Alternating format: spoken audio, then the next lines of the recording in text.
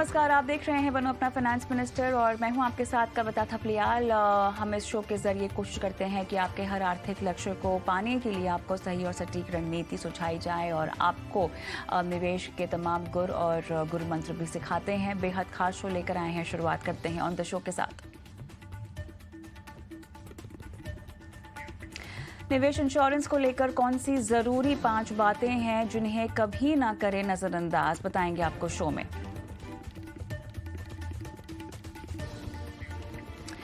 Gadgets का पंच, कौन से 5 गैजेट्स हैं जिन्हें आपके लिए खरीदना होगा फायदेमंद, जानेंगे मस्ट बाय गैजेट्स हमारे एक्सपर्ट्स के जरिए। घर खरीदने के बजाय किराए पर रहना क्यों है बेहतर, जानेंगे आर्थिक लिहाज से किराए पर रहने के फायदे। और साथ ही आपको बताएंगे कैसे बनाएं एक संतुलित पोर्टफोलियो, निवेश, insurance, credit card, loan, crypto currency से जुड़े सवाल अगर आप हमसे पूछना चाहते हैं तो बनो अपना फाइनेंस मिनिस्टर को अपने सवाल व्हाट्सएप कर सकते हैं। 9619873567 ये वो नंबर है जहां पर आपको अपने सवाल हम तक पहुंचाने हैं और साथ ही यूट्यूब के जरिए भी अपने सवाल हम तक पहुंचा सकते हैं। शो जो है यूट्यूब पर जाता है और अब कमेंट बॉक्स पर अपने सवाल डालिए, हम देंगे आपके सवालों के जवाब।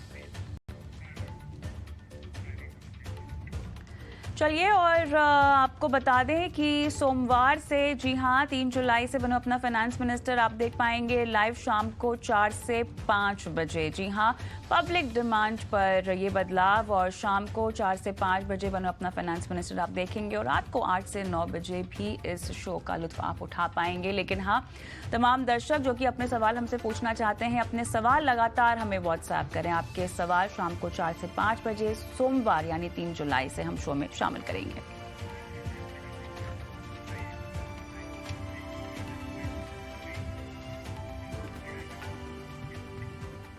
शो की शुरुआत एक बेहद खास गुरु मंत्र के साथ। अगर आप एक ऐसे शख्स हैं जो कि निवेश की रणनीति अपनाते हैं अपने आर्थिक लक्ष्यों को पूरा करने के लिए, तो आपके पूरे सफर में ऐसे कई सारे गुरु मंत्र हैं, ऐसे कई सारे गुर हैं जो आपको समझने होंगे। लेकिन कुछ ऐसी चुनिंदा बातें हैं जिनको आप नज़रअंदाज नहीं कर सकते हैं। इन बातों में या इन नियमों में आपको चूक बिल्कुल भी नहीं करनी है, क्योंकि इसका खामियाजा फिर आपका पूरा निवेश या आपके निवेश की रणनीति को भरना पड़ सकता है, या आपका जो आर्थिक योजना है आपकी वो थोड़ी सी पटरी से निकल सकती है, डगमगा सकती है। तो ऐसे कौन से गुरु मंत्र हैं निवेश इंश्योरेंस को लेकर या आपकी फाइनेंशियल प्लानिंग को लेकर, आपके इन्वेस्टमेंट्स को लेकर, जो आपको कभी नहीं भूलने चाहिए, नज़रअंदाज नहीं करना चाहिए, इन्हीं पर बात करते हैं। और ये 5 गुरु मंत्र देने के लिए हमारे साथ आज प्रांजल कामरा, CEO फिनोलॉजी वेंचर्स जुड़ गए हैं। प्रांजल, स्वागत है आपका। और फाइनेंशियल लिटरेसी कहिए, फाइनेंशियल प्लानिंग कहिए या इन्वेस्टमेंट्स को लेकर जागरूकता कहिए, प्रांजल, बहुत ज़रूरी है कि कुछ ऐसे नियम, बुनियादी नियम जो कि जानना आपके लिए अहम है, ज़रूरी है, क्योंकि कहीं ना कहीं आपके जो पूरे इन्वेस्टमेंट की एक टोन जो सेट होती है, जो एक नींव खड़ी होती है, वो इन्हीं नियमों के तर्ज पर खड़ी होती है। और ये वो 5 नियम हैं जो जिन पर आप बिल्कुल भी गलती नहीं कर सकते। एक एक करके इन पर आते हैं। पहला कदम क्या होना चाहिए? Thank you so much Kavita for inviting me, always a pleasure. पहला सबसे जरूरी कदम लाइफ इंश्योरेंस। मैं कितनी भी बार कहूं इसकी अहमियत ना, मतलब हमको पहले सबसे पहले ये समझना है कि हम ना कई बार सोचते हैं कि लाइफ इंश्योरेंस क्यों देना, 500,000 रुपए महीना में इंश्योरेंस में दूं, इससे अच्छा मैं उस पैसे को बचा लेता हूं और म्यूचुअल फंड में लगा देता हूं, 20 साल बाद वो वैसे ही करोड़ों में हो जाए। यहां हम 2 मूलभूत गलतियां कर रहे हैं। पहला, हम ये अज्यूम कर रहे हैं कि 20-25 सालों तक हमें कुछ नहीं होगा। अगर भगवान ना करे कुछ होता है उसके बीच में, उससे बचाने के लिए इंश्योरेंस। अगर मैं इंश्योरेंस और निवेश को एक शब्द में इसका डिफरेंस बताऊं, इंश्योरेंस एंड इन्वेस्टमेंट, तो इन्वेस्टमेंट आपकी अमीर होने में मदद करता है, लेकिन इंश्योरेंस आपको बर्बाद होने से बचाता है। तो सबसे पहले तो आपको वो सिक्योरिटी खरीदनी है कि अगर कुछ गलत होता है, चाहे हेल्थ में चाहे लाइफ में, तो वो खर्चे जो मेरे बदले मेरा इंश्योरेंस दे सकता है, उन खर्चों की प्रोटेक्शन ना लेके मैं इन्वेस्टमेंट मुझे बेचना पड़े और उन खर्चों को पूरा करना पड़े, तो ये बहुत ही गलत हो जाएगा। तो पहली चीज, सबसे पहले पहली सैलरी मिलती है, लाइफ इंश्योरेंस लीजिए। क्योंकि लाइफ इंश्योरेंस अगर आप 23, 24, 25 साल की उम्र में ले लेते हैं ना, 60, 65 साल जब आप हो रहे हैं तब तक के लिए, यानी 35, 40 सालों के लिए, तो आपका प्रीमियम हमेशा के लिए फिक्स हो जाता है। हेल्थ इंश्योरेंस, मोटर इंश्योरेंस में हर साल प्रीमियम बढ़ता है, लेकिन लाइफ इंश्योरेंस में आपने खरीदते समय जो प्रीमियम दिया, अगले 40 साल आपको वही प्रीमियम देना है। तो 10 साल 20 साल बाद ना, जब आप 500 रुपए महीना दे रहे होगे, आज भले ही थोड़ा सा चुभे, 5-10 साल बाद बिल्कुल भी चुभेगा नहीं। बिल्कुल, ये सही कहा आपने। और कई बार हालांकि प्रांजल, लोग हमें ये भी सवाल पूछते हैं कि लाइफ इंश्योरेंस को लेके ख़ास तौर से वो कहते हैं उनके पास पर्याप्त इन्वेस्टमेंट्स तो है ही, और लाइफ इंश्योरेंस की इस पूरे सिनेरियो में इम्पोर्टेंस क्या है। ख़ास तौर से टर्म इंश्योरेंस का एक ऐसा कॉन्सेप्ट है जो लोगों को शायद समझ में नहीं आता। जी, जी, बिल्कुल। देखिए, हमें 2 चीज़ों को यहाँ समझना होगा। कई बिल्कुल परिवार ऐसे होते हैं जिनके पास ऑलरेडी सेविंग्स हैं, 1 करोड़ रुपए हैं या 2 करोड़ रुपए हैं। इस तरह की सेविंग या तो रियल एस्टेट, गोल्ड या फिर किसी भी फॉर्म में है, और वो ये पूछते हैं कि फिर मैं टर्म इंश्योरेंस क्यों लूँ? तो देखिए, पहले तो लाइफ इंश्योरेंस की एक कैटेगरी है टर्म इंश्योरेंस। टर्म इंश्योरेंस यानी आप अपनी ज़िंदगी को पूरी ज़िंदगी के लिए नहीं, बल्कि एक अवधि के लिए इंश्योर कर रहे हो, जब तक कि आप अपने परिवार के मुख्य अर्निंग मेंबर हो। यानी इसको अगर मैं एग्जांपल से लूं, तो हम सब अर्निंग शुरू करते हैं 23, 24, 25, 26 की उम्र में। उसके बाद ना, अगर हमारी 30 के आसपास अगर हमारे बच्चे हो रहे हैं, तो हम ये अज्यूम करेंगे कि जब तक बच्चे हमारे 25 के ना हो जाए, तब तक हम घर के मुख्य अर्निंग मेंबर होंगे। यानी 25 साल से लेके 55 साल के आसपास, या सेफ होने के लिए 60 साल के आसपास। तो इसलिए मैं कहता हूं कि अगर आप 25 साल में इंश्योरेंस ले रहे हो, तो कम से कम 60 इयर्स के आसपास का इंश्योरेंस लीजिए। या अगर आपकी शादी लेट हो रही है, आपको लगता है कि नहीं मेरे को सेफ रहना है, तो आप 65 साल तक का इंश्योरेंस ले सकते हो। तो ये जो 25 से 65 तक का समय है, यही है इंश्योरेंस का टर्म। यानी इस आपके केस में वो 35 या 40 साल का टर्म होगा जब आप इंश्योर्ड हो। उसके बाद का इंश्योरेंस आपको इस 2 कारणों से नहीं लेना चाहिए। एक, तो मान लो आप 80 या 90 साल तक का इंश्योरेंस लेते हैं, तो उससे प्रीमियम बहुत ज्यादा बढ़ जाता है, क्योंकि एक भारत में आज लाइफ एक्सपेक्टेंसी 72 साल के आसपास है। तो उसके ऊपर जब आप जाते हो, यानी आप अगेंस्ट द एवरेज ये बेट कर रहे हो कि इंश्योरेंस कंपनी इस बात पे एक तरह से गैम्बल करे कि मैं 80 या 90 साल जीऊंगा। तो वो गैम्बल के लिए वो हमसे प्रीमियम बहुत ज्यादा लेती है। और दूसरा, अगर मेरे बच्चे 35-40 साल के हो गए, मैं जब तक 80 का हूंगा, मेरे बच्चे शायद 40-45-50 साल के हो जाएं, तो वो तब तक इंडिपेंडेंट हो चुके रहेंगे, वो कमा रहे होंगे। ऐसे में उनको आपके पैसे की जरूरत अपना घर चलाने के लिए कम पड़ने वाली। और दूसरा जो सवाल था कि जिनके पास फाइनेंशियल स्टेबिलिटी है, 1-2-3 करोड़ का निवेश है, क्या उन्हें भी लाइफ इंश्योरेंस लेना चाहिए? मैं कहूंगा उन्हें भी लेना चाहिए, क्योंकि अगर आपके पास 1 या 2 करोड़ रुपए हैं, तो उसका कोई यूज है ना, वो मनी बेटर यूज में आ सकता है, वो कोई बिजनेस खड़े करने की यूज में आ सकता है, वो आप कोई घर ले सकते हो, कोई ऑफिस ले सकते हो, किसी भी निवेश के लिए यूज में आ सकता है आपके आपके परिवार के। लेकिन भगवान ना करे आज या अगले कुछ सालों में आपके साथ कुछ होता है, तो आपको चाहिए कि 500 रुपए महीने से आपके परिवार को 1 करोड़ की आर्थिक मदद गारंटेड हो जाएगी, और उनको वो सेविंग्स में डाइव नहीं लगाना पड़ेगा। वो सेविंग्स उनकी बची रह जाएंगी आगे कुछ यूज आने के लिए, और अभी का जीवन, उनकी शिक्षा, उनकी शादी इंश्योरेंस के पैसे से हो जाएगी। चलिए आगे बढ़ते हैं। और लाइफ इंश्योरेंस, हेल्थ इंश्योरेंस इतने ज़रूरी कवर है क्योंकि इस प्रोटेक्शन कवर के बिना आपकी इन्वेस्टमेंट की रणनीति की शुरुआत नहीं हो सकती है। अगर आप ऐसे शख्स हैं जिन्होंने अपनी निवेश की रणनीति तो तय कर ली है, तो यहाँ पर आपकी लाइफ की रणनीति और आपके बाद आपके अपनों के लिए जो आर्थिक सुरक्षा की ज़रूरत है उसका इंतज़ाम करें। लाइफ इंश्योरेंस ले, हेल्थ इंश्योरेंस से अपने आप को कवर कराएं। कर्मचारी की तरफ से अगर आपको आपके बॉसेस की तरफ से, ऑफिस की तरफ से, ऑर्गेनाइजेशन की तरफ से अगर कवर मिला हुआ है, उसके बावजूद भी खुद इंडिविजुअली अपने लेवल पर भी आपको एक कवर, हेल्थ कवर लेना ज़रूरी है। आगे बढ़ते हैं। इमरजेंसी फंड मेरे ख्याल से प्रांजल एक दूसरा होगा अहम नियम जो कि हर किसी को फॉलो करना चाहिए, और कुछ महीनों का खर्च जो आपको इकट्ठा कर लेना चाहिए। बिल्कुल। एक चीज मैं ऐड करना चाहूंगा हेल्थ इंश्योरेंस में, कि अनलाइक लाइफ इंश्योरेंस जहां आप सिर्फ अर्निंग मेंबर के लिए ले रहे हो, हेल्थ इंश्योरेंस आपको घर में सबका लेना है, चाहे उनकी उम्र कोई भी हो, वो बच्चे हो, क्योंकि बीमार कोई भी पड़ सकता है। और आप नहीं चाहते कि मेहनत से जो आप हजार रुपए महीने की एसआईपी कर रहे हो, फिर कुछ सालों में वो एसआईपी 1 लाख 2 लाख हो, कुछ छोटी सी कोई बात होती है तो आजकल हॉस्पिटल का बिल 1-2 लाख हो जाता है, आपकी वो सारी एसआईपी निकल के मेडिकल बिल्स में चले जाए, और और हेल्थ इंश्योरेंस भी अगेन 500-700 रुपए में आपको 5 लाख का पूरे परिवार तक के लिए लाइफ इंश्योरेंस मिल सकता है, हेल्थ इंश्योरेंस मिल सकता है, तो वो खर्चा भी आपको जरूर करना चाहिए। उसके बाद तीसरा आता है इमरजेंसी फंड। ये कम से कम आजकल हम देखते हैं कि जॉब्स भी होना बहुत सिक्लिकल हो गए। 2020-21 में हम देखते थे 22 तक की आईटी और स्टार्टअप्स में जॉब्स ही जॉब्स थे और सीटीसी बहुत अच्छी थी। करेक्शन आता है तो एकदम से ले ऑफ्स होने लगते हैं। कोई 2021 में सोच भी नहीं सकता था कि स्टार्टअप और आईटी डोमेन में इतने ले ऑफ्स होंगे। तो जब समय अच्छा चल रहा होता है, हमें लगता है हमारी इनकम परमानेंट है, उसका कुछ हो ही नहीं सकता, और ऐसे में हम सेविंग्स अकाउंट में या लिक्विड कैश रखना, बैंक्स में रखना कई बार भूल जाते हैं या कम रखते हैं। ये कम से कम मुझे लगता है आपके महीने के खर्च से 6 गुना होना चाहिए। यानी अगर आपके महीने का खर्च मान लेते हैं 50,000 है, तो कम से कम आपके पास 3 लाख रुपए सेविंग्स अकाउंट जिसमें ऑटो स्वीप ऑन हो उसमें रख सकते हैं, लिक्विड फंड में रख सकते हैं, या छोटी छोटी अलग अलग अवधियों की एफडी में रख सकते हैं।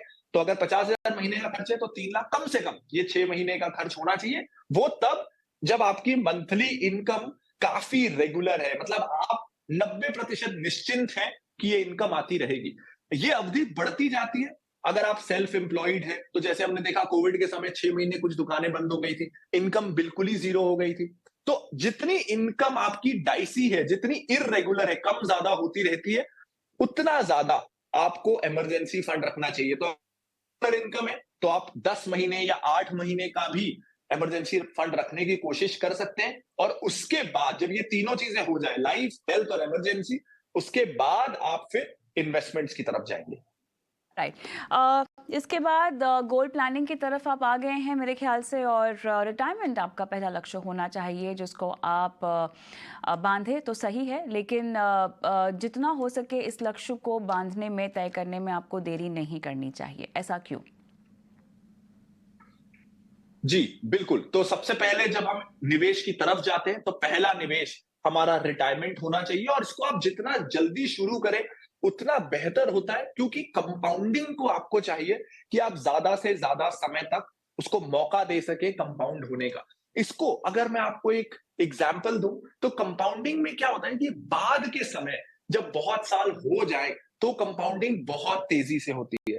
फॉर एग्जाम्पल, अगर मैं कहूं आपने 5 लाख रुपए पर ईयर के रिटायरमेंट प्लान से शुरू किया, तो 5 साल बाद रफली, ये एक रफ अंदाजा है, हर 5 साल में ये पैसा डबल होगा। 5-6 साल में अगर आप एनपीएस में लगा रहे हो तो 5 साल बाद वो 10 लाख होगा, उसके 5 साल बाद वो 20 होगा, उसके 5 साल बाद वो 40 होगा। यानी आपको 20 साल लग गए 5 लाख से पैसे को 40 लाख करने में।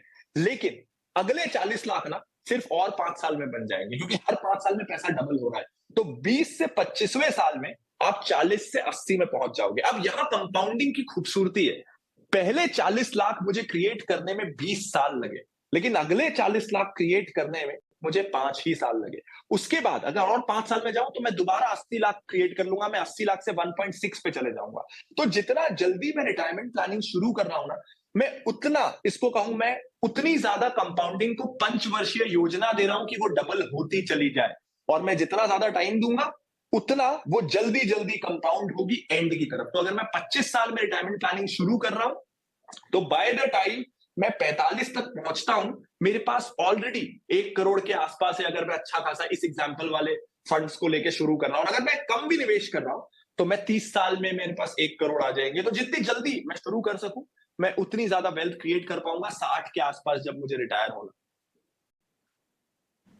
चलिए, बहुत बढ़िया। यहाँ पर काफ़ी अहम बात जो आपने बताई है, लेकिन रिटायरमेंट जैसे लक्ष्य के लिए ना प्रांजल, लोगों को ना शुरुआत में अपने लक्ष्य तय करना या रिटायरमेंट के गोल को फिक्स करना काफ़ी कंफर्टेबल नहीं लगता है, क्योंकि उनको लगता है कि लाइफ में इससे बड़ी जिम्मेदारियाँ हैं, बच्चों की पढ़ाई लिखाई है, खुद का अगर घर खरीदना हो, ये सब है, शादी है, उसके बाद ही वो अपने रिटायरमेंट के बारे में सोचेंगे। तो ऐसे में जो उनकी इन्वेस्टिंग अमाउंट होती है ना, उसे किस तरह डिवाइड करें हर लक्ष्य के लिए, क्योंकि हाँ, माना कि बच्चों की पढ़ाई लिखाई, शादी शादी, आपका घर, ये सारे अहम लक्ष्य हैं। रिटायरमेंट क्योंकि बाद में आता है इन सब के, तो इसीलिए लोगों को लगता है कि इसका लक्ष्य बाद में तय किया जाए या इसके बारे में बाद में सोचा जाए तो बेहतर है।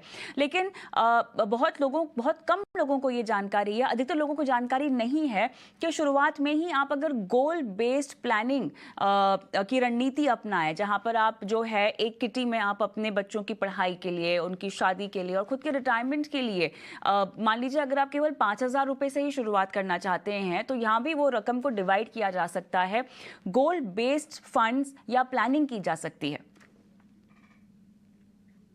जी बिल्कुल, देखिए एक एक बहुत खूबसूरत चीज जो निवेश के बारे में है वो ये कि आप हमेशा, अगर आपके पास सेविंग्स कम है, आप उसको कंपनसेट कर सकते हो ज्यादा टाइम देके।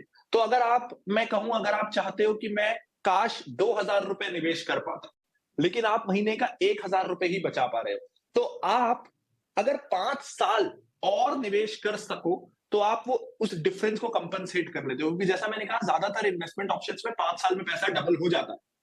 तो अगर आप अपने, जितना आपको इन्वेस्ट करने की जरूरत है, मान लीजिए आपके गोल्स कहते हैं कि आपको 20,000 रुपए महीना इन्वेस्ट करना है, 5,000 रिटायरमेंट के लिए, 5,000 बच्चों की शादी और पढ़ाई के लिए और 5,000 वेल्थ क्रिएशन के लिए, लेकिन आपके पास 10,000 ही है।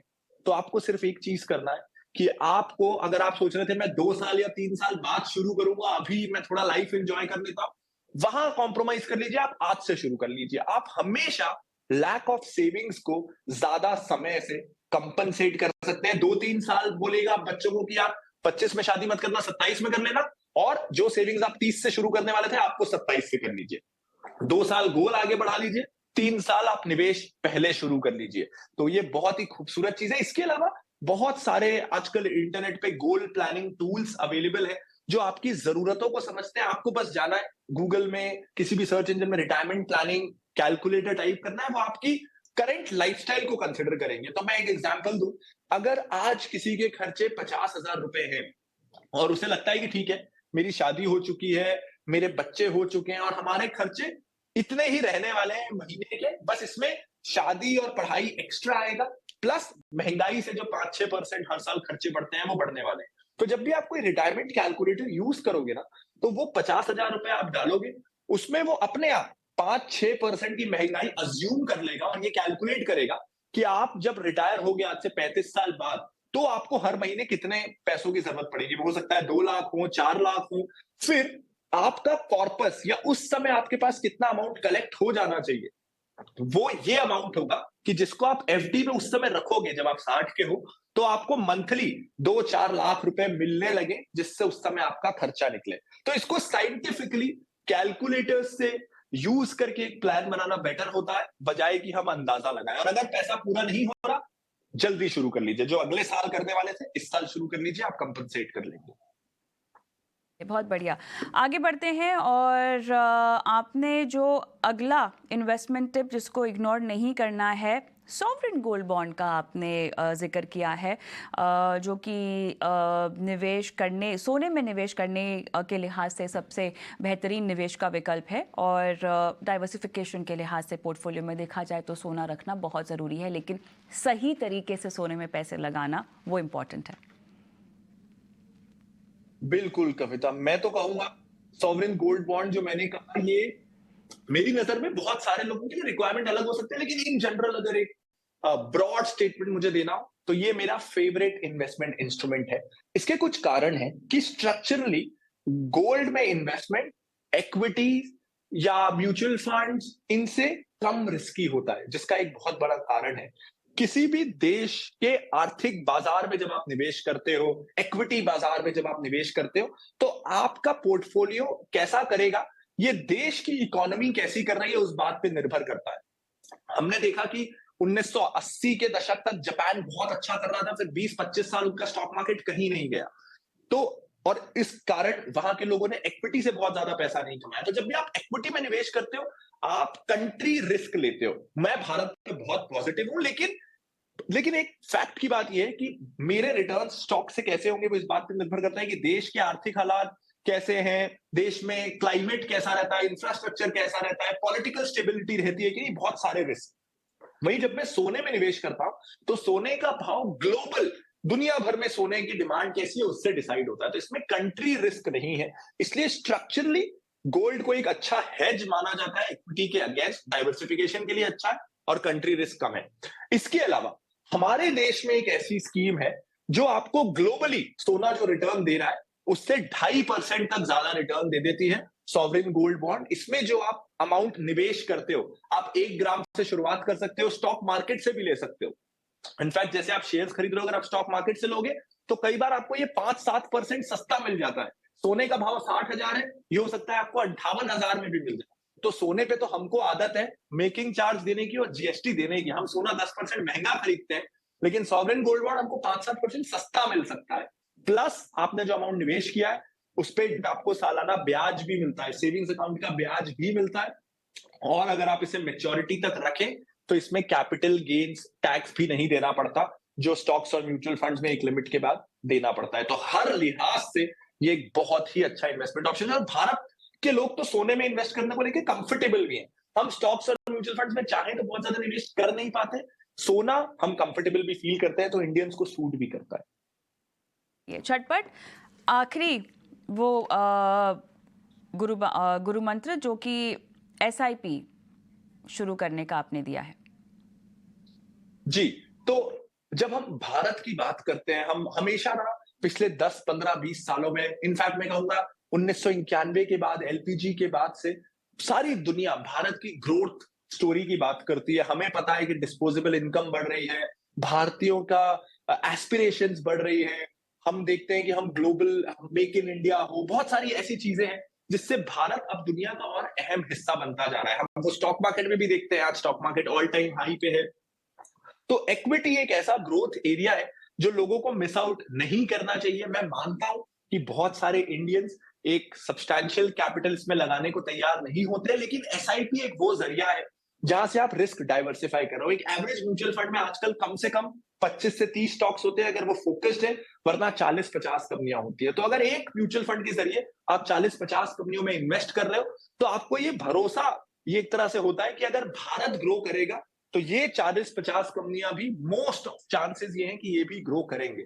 तो आप इन 50 कंपनियों में नहीं, आप भारत की ग्रोथ में निवेश कर रहे हो और भारत में रह के भारत की ग्रोथ में हिस्सेदारी रहना ये आपकी रहनी चाहिए। पिछले 40 सालों का रिटर्न की बात करूं तो 13-14% के आसपास रिटर्न दिए हैं generally on an average mutual funds में। अगर आपको बिल्कुल ही सेफ रहना है, एक लार्ज कैप इंडेक्स फंड सबसे सेफेस्ट ऑप्शन है भारत के बाजार में हिस्सेदारी लेने का। और स्टॉक्स जो आपको एंजाइटी देते हैं, गलत पिक कर लिया, किसी ने गलत सजेस्ट कर दिया, उसका डर भी नहीं है। तो एसआईपी आपके गोल्स के लिए बहुत अच्छा ऑप्शन हो सकता है। ऑलराइट, तो ये 5 ज़रूरी चीज़ें जो कि आपके निवेश के सफ़र में आप बिल्कुल भी इग्नोर नहीं कर सकते, नज़रअंदाज नहीं कर सकते। प्रांजल, समय निकाला आपने और दर्शकों का मार्गदर्शन किया, बहुत बहुत धन्यवाद। चलिए आगे बढ़ते हैं।